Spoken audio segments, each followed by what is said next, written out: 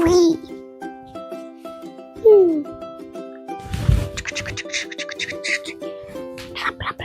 ಏನು ಮಾಡ್ತಿದ್ಯಾ ವಿಹಾನ್? ನಾನು ಗೊಂಬೆ ಜೊತೆ ಆಡ್ತಾ ಇದ್ದೀನಿ. ಹೌದಾ, ಎಷ್ಟೊಂದ್ ಗೊಂಬೆಗಳಿದೆ ನಿನ್ ಜೊತೆ. ಇದ್ರಲ್ಲಿ ನಿನ್ಗೆ ಯಾವ್ದು ಗೊಂಬೆ ಇಷ್ಟ? ಕರಡಿ ಗೊಂಬೆಗ ಇಷ್ಟ. ಕರಡಿ ಗೊಂಬೆ ಇಷ್ಟನಾ ನಿನಗೆ?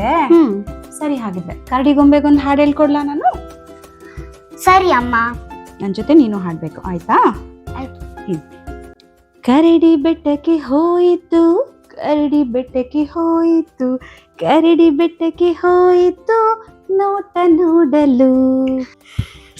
ಕರಡಿ ಬೆಟ್ಟಕ್ಕೆ ಹೋಯಿತು, ಕರಡಿ ಬೆಟ್ಟಕ್ಕೆ ಹೋಯಿತು, ಕರಡಿ ಬೆಟ್ಟಕ್ಕೆ ಹೋಯಿತು ನೋಟ ನೋಡಲು. ಜೊತೆಗೆ ಹಾಡಣ್ವಾ? ಹೌದು ಅಮ್ಮ.